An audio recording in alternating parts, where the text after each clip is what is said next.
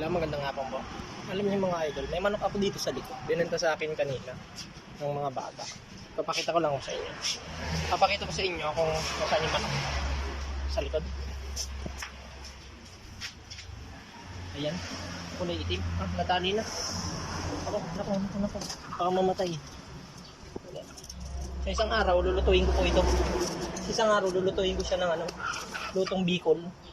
Lutong bicol po, yung ginagataan na may konting sili.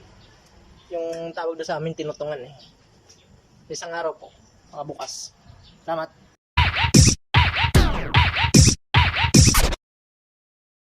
Next day. Ito po mga idol, magandang araw po. Sa ngayon po ay ito po yung oras na ng sentensya sa aking manok. Mamaya pong hapon kakatayin ko na po ito. Tawag po doon sa luto na gagawin ko ay tinutungan na manok. Ang tawag po sa amin sa probinsya, tinutungan na yung may gata po. Shoutout po pala kay Idol Norman Bernarte, kay Sir Tabong Pula, kay Primo Shernan Lagutin, kay Rolando Nas. Maraming salamat kay Idol Maki na nasa Kuwait. Shoutout po sa inyong lahat. Mamaya po, alam niyo po kung anong gagawin ko. Kung taga Pandan City po kayo, alam niyo po yung tinutungan.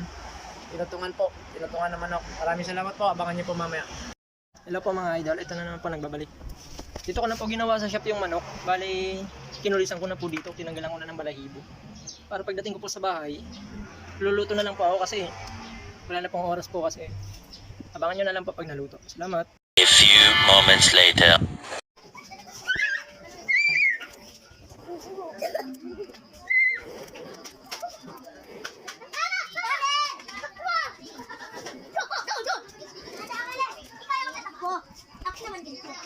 Ayan, ito po yung tinakpan ko kaninang mga baga. Yan, aalisin ko na kasi wala na pong apoy. Pero ganito po yung luto sa amin sa probinsya. Ang tawag po dito ay tinutungan. Yan. Sa Bicol, alam na alam to ng mga taga Bicol. Yan po ay lalamasin ko na para magata. So ayan po, may inanda na po akong ito na po yung ginawa ko kanina po, yung manok doon sa shop. Pinakulang ko na din ng konti. Tsaka may inanda pa akong bawang, paminta, tsaka konting sili, sibuyas, tsaka yung luya po, pantanggal po yan sa sa lansa ng manok. Tsaka ito yung gata, kasi may konting itim-itim siya para doon po sa inihaw ko kanina. Nilagyan ng baga. Masarap po yung manok kasi may mga konting itlog na kasama mataba. Sige po, sisimulan ko na po yung pagluluto. Ito po, magsisimula na po akong mag-isa ng nalagyan ko pong konti lang ng mantika kasi magmamantika naman po yung manok Sisimulan ko lang pong painitin para po igisa ko na po dito yung luya, yung bawang, sibuyas.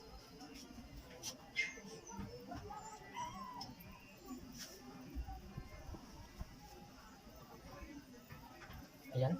Ilalagay ko na po. Ang una ko pong nilalagay dyan yung luya. Yung medyo naman to matagal po muna. Pagka konting nagisa na po siya. Konting lang po, konting brown lang ng konti. Tutulog ko na po yung sibuyas, bawang. Minsan pinagsasabay ko na lang po. Ito po maglalagay na po ako ng sibuyas para po sa gitsa.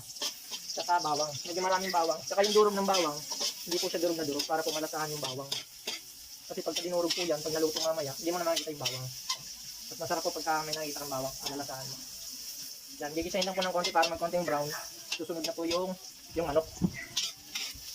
Haluin lang po ng bagya kasi para magpatay yung luto ng bawang, saka yung bawang, luya.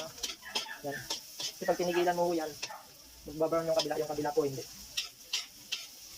Konting brown na. Ilalagay ko na po yung manok, pinakonting brown ko lang para tutok. Ilalagay ko na po yung manok. Mapapansin niyo po yung manok may konting sabaw, ayan madilaw. Hindi na po namin yan inaalis kasi yan po yung katas ng manok na malasa. Kasi hindi ko po ito tinubigan kanina po Bali, papatuyuin ko lang to, gagawin ko lang po itong adobo. Adobohin lang po. Saka yung tuyo, saka ko na ilalagay po yung gata. Ganyan. So, antayin lang po natin ng konti. Tapos maglalagay tayo ng konting tuyo. Patakalin natin para sumobra man, may aalis natin sa hindi natin malalagay lahat. Yan, konti lang. Tapos siyempre po, matatawag yan na adobo kung may suka. Adobo ko na pinatuyo. Saka lalagyan ng gata. Yan. Tapos santayin po natin matuyo. Ito. Yan, ang bango. Masarap po ito kasi native po ito May mga kasama siyang itlog. Manilaw-nilaw yung sabaw niya. Ayan. Papatuyuin lang po ng konti. Antayin po natin matuyo kasi konti lang naman po yung sabaw. Ito po, habang malapit na siya matuyo, ilalagay ko yung sili para magiging masasama siya sa gisa. Ayan. Para maluluto yung sili paglagay ng gata. Kunti lang po yung ilagay kong sili kasi kakain din po yung mga chikiting namin eh. Hindi lang po ako kakain. Ito na po yung ulam namin. Ayan. Share ko lang po sa inyo yung luto namin sa Bicol. Yung alam ko lang din. Meron din kasi sa ibang luto na ibang style. Ito po, tingnan po natin. Nakita niyo po, tuyo na. Masarap na po ito, parang nagmamantika na. Haluin lang po natin, tapos maglalagay na po tayo ng gata. Ayan. Kunin ko lang po yung gata. Ito po yung gata natin. Ilalagay ko na po. Ayan. Yan po yung tinutungan, lutong Bicol. Kung taga Pandan ka po, taga Bicol ka, alam mo yung luto na ganito. Yan. Antayin lang po natin kumulo. Pero okay na po yung timplada niyan. Kasi doon pa lang sa adobo, nagtimpla na po ako. Sige po, antayin po natin kumulo. Tara. Ito, tingnan po natin kung ayos na. Ayan, konti na lang ang sabaw. Nagmamantika na. Sarap na nito, amoy na amoy ko na. Sabi. Ilalagay ko na po yung pinali kasi namin yung itlog. Kasi madudurog yung itlog, tsaka atay. Ilalagay ko lang sa ibabaw nito. Tsaka, papakunting kulok pa. Yan, kasi may atay po yan. Tsaka paborito ni Eli, yung atay. Yan, siguro ko po, papakunting pang tuyo para yung swabe-swabe po talaga. Sige po, antayin natin. Hindi na po siguro ito. Ayan. Sarap. Oh, kita niyo po. Nagmamantika na po yung gata. Halos, konti na lang yung gata. Pero mas masarap ito yung may pagsabaw ka sa kanin. Tama na po yan. Pwede na tayo magkainan. Ay, nadurog yung itlog. Ililipat ko na po yan sa sa mangkok. Ayan. Tingnan niyo po yung itsura. Oh. Ayan. Kita niyo. Oh. Grabe. Yung sabaw. Oh. Tama-tama yung anghang niya. Sobra yung timplada. Grabe. Ayan. Ayan.